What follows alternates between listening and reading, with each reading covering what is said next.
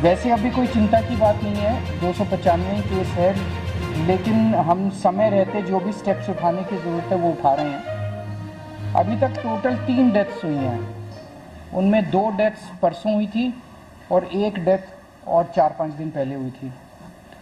ये तीनों डेथ्स वो हैं जिसमें साइड डिजीज़ कोमॉर्बिडिटी जो है वो बहुत सीवियर थी तीनों केसेस में।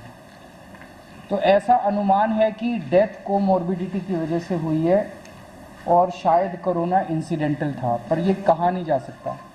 तो जैसे एक केस है जिसमें किडनी का ट्रांसप्लांट हुआ था, वो 2-3 महीने से हॉस्पिटल में एडमिट था और उसकी डेथ हो गई।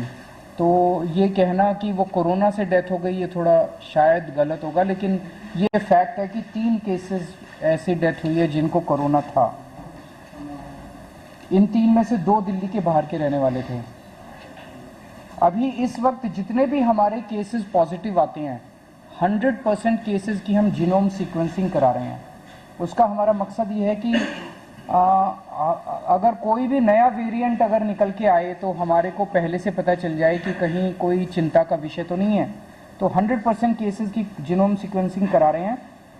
इस वक्त जो सबसे प्रिडोमिनेंट वेरिएंट आ रहा है वो है XBB.1.16। लगभग 48% केसेस में ये वाला वेरिएंट है और जो बाकी भी हैं उनमें भी इसी वेरिएंट के कुछ सब वेरिएंट्स हैं। इस वेरिएंट की 3 क्वालिटीज़ हैं। ये वायरल बहुत तेज़ी से हो रहा है, बहुत तेज़ी से फैल रहा है, लेकिन ये सीवियर नहीं है बिल्कुल भी। ना तो इसमें कोई तेज़ सिम्टम्स हैं और ना ही इसमें ज़्यादा हॉस्पिटलाइजेशन की ज़रूरत है और ना ही इसमें डेथ्स की ज़्यादा चिंता है। तो सीवियरिटी इसकी कम है, लेकिन इवेजन टू इम्यूनाइजेशन है कि अगर आपने वैक्सीन भी लगवा रखा है तो ये उसकी परवाह नहीं करता, ये उसके बावजूद भी ये इन्वेड कर जाता है। एक जो हम लोग दिल्ली में कर रहे हैं कि सीवेज जो है उससे हम एडवांस में पता करने की कोशिश करते हैं कि कहीं कोरोना तो नहीं आ रहा।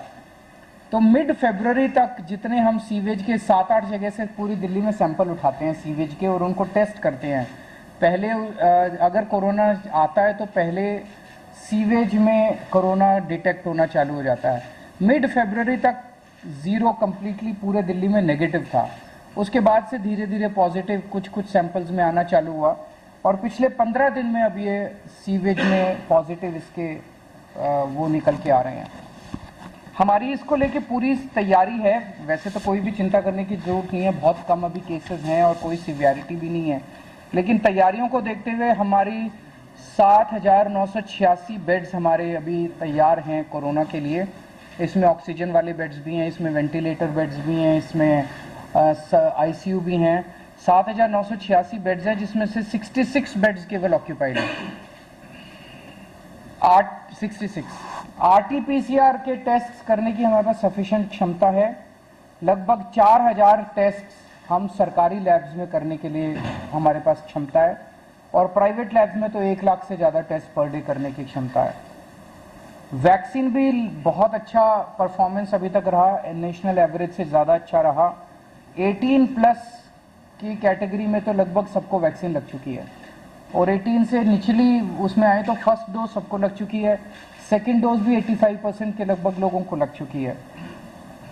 हमारे पास सफिशिएंट एम्बुलेंस है, सफिशिएंट ऑक्सीजन अवेलेबल है, सफिशिएंट ऑक्सीजन स्टोरेज की कैपेसिटी है। 26 मार्च को हम लोगों ने 38 सरकारी दिल्ली सरकार के हॉस्पिटल्स की खुद ब खुद एक मॉक ड्रिल की थी कि बाई चांस अगर हो जाए तो, और इसमें जितने मान लीजिए कोई इक्विपमेंट काम नहीं कर रहा था, ऑक्सीजन वाली अवेलेबल है नहीं है, वैक्सीनेशन, सारी चीज़ों की एक तरह से ट्रायल करके देखा था कि सारी चीज़ें काम कर रही है कि नहीं कर रही। अब केंद्र सरकार के निर्देश आए हैं, 10 और 11 अप्रैल को एक बारी सारे सरकारी और प्राइवेट हॉस्पिटल्स की मॉक ड्रिल की जाएगी।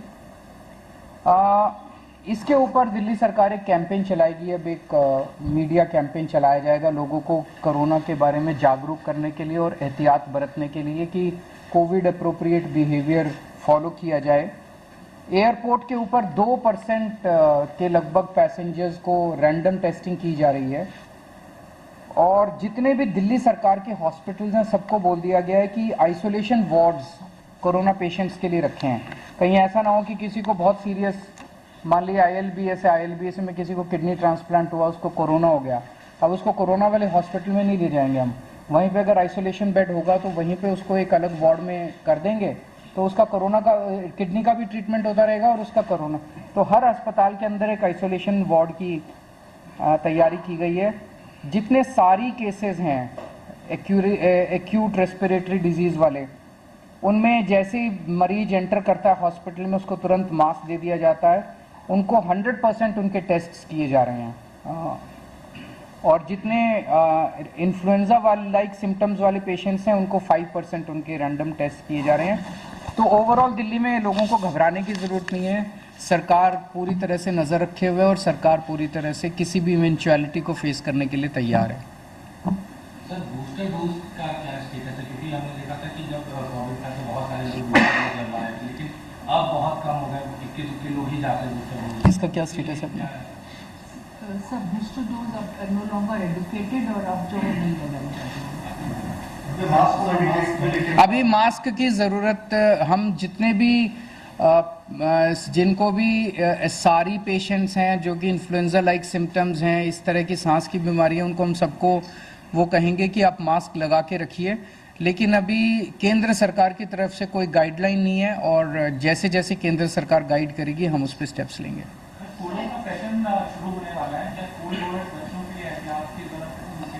अगर ऐसी कोई ज़रूरत होगी तो हम समय समय पे करते रहेंगे।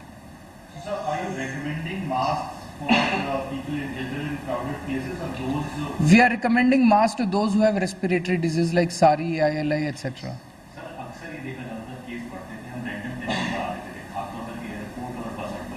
एयरपोर्ट पे 2% कर दी है। ज़रूरत पड़ेगी तो बढ़ाएंगे, बिकॉज ये सारी चीज़ें जो भी हम कर रहे हैं, देखिए सबसे ज़्यादा एक्सपर्टीज़ केंद्र सरकार के पास है and we look up to the central government for giving guidelines from time to time. जैसे जैसे केंद्र सरकार हमें गाइड करेगी हम उसको पूरी तरह से फॉलो करेंगे।